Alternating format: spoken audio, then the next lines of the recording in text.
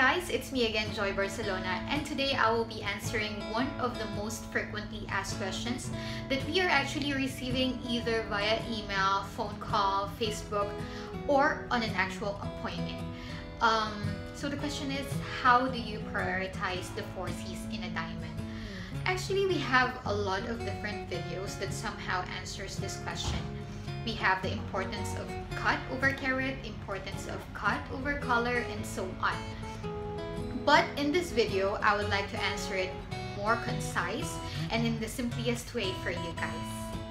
For the sake of those very new when it comes to diamonds, there is actually this thing called 4Cs, which is the carat, color, clarity, and cut.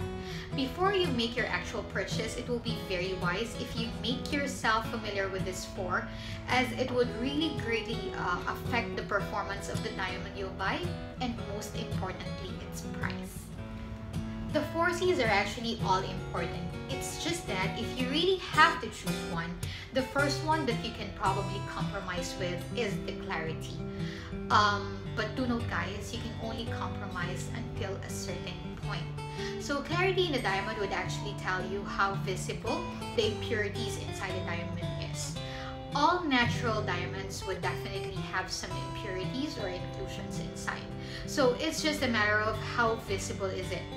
So in the certification, flawless is actually the best, followed by internally flawless. Then we have VVS1 and VVS2, which means very, very slightly included. We also have VS1 and VS2, meaning very slightly included.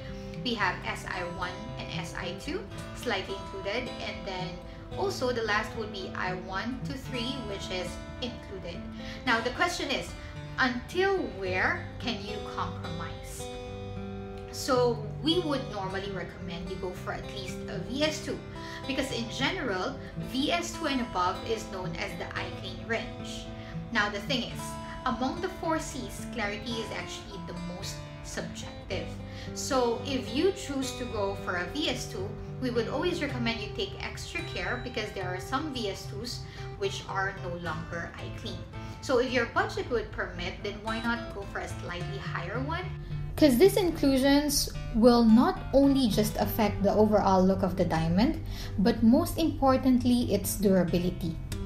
Diamonds graded as SI and I are graded that way for a reason.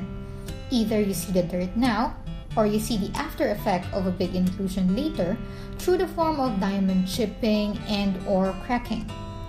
This is a big no for all JannPaul diamonds. Next is the color. But again, you can only compromise on color until a certain extent.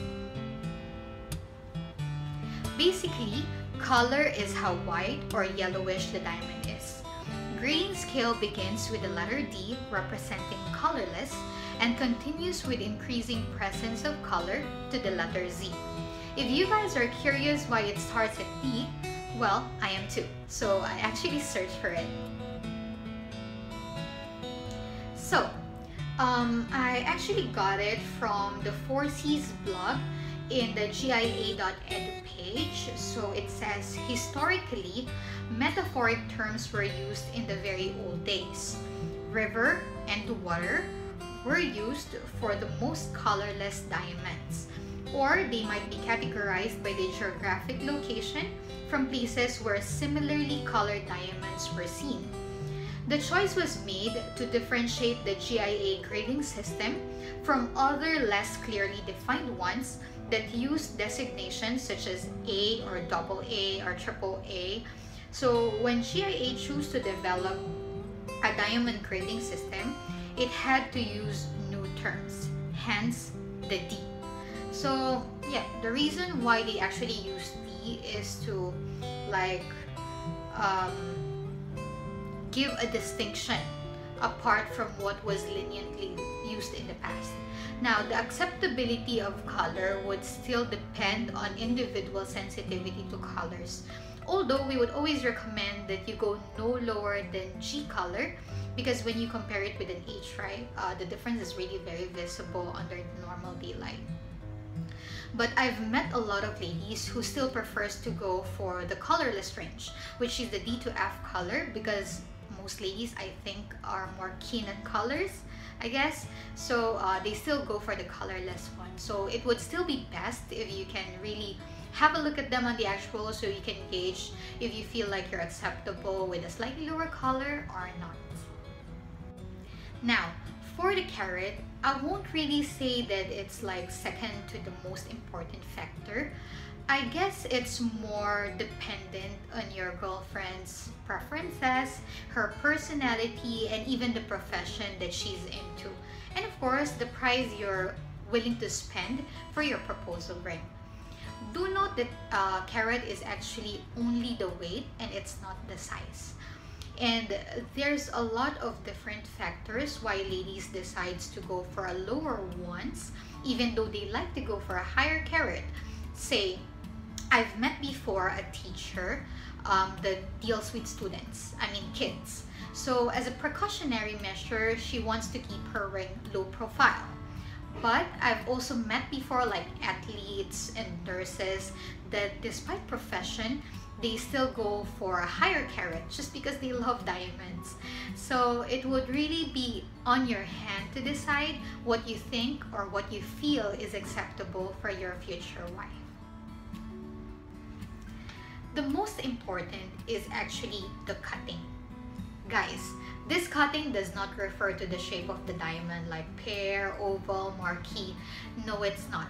This cutting actually refers to the symmetry, proportioning, polishing of the diamond, and it greatly affects the brilliance of it. To put it simply, diamonds which are cut poorly will look less bright, less sparkly, less luminous. Going back to the carat, even if you have a high carat, if it's poorly cut, it can still look small. If you have, say, slightly lower color, but if it's cut exceptionally good, it can still look whiter because of the light return that it gives because of the good proportions. So, does it mean that GIA Triple Excellent is good enough? The answer is no. There's actually a lot of tests that you still have to check for you to prove that a diamond is well cut. One, I won't really go into like a very detailed discussion of all these tests, but I'll definitely attach links of our previous videos for you to check out for the in-depth discussion. First is very basic. Of course, you have to get Triple Excellent.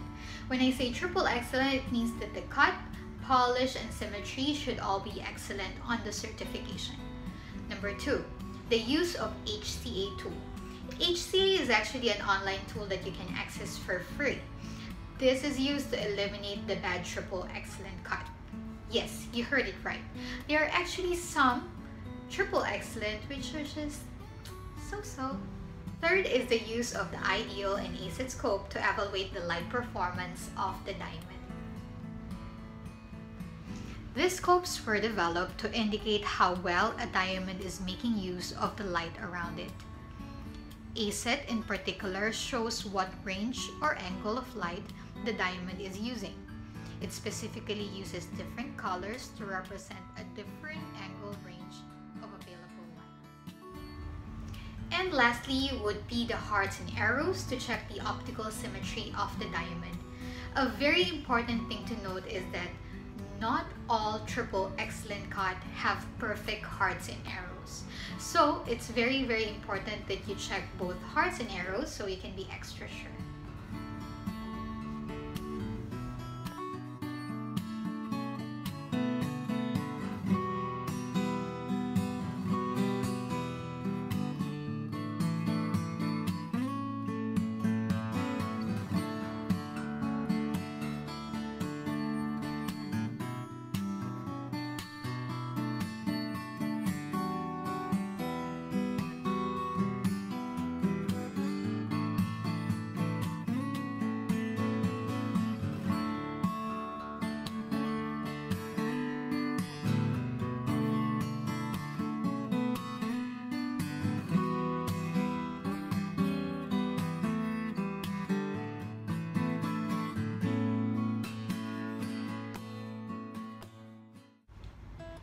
It is essential that the diamond should pass all this tests.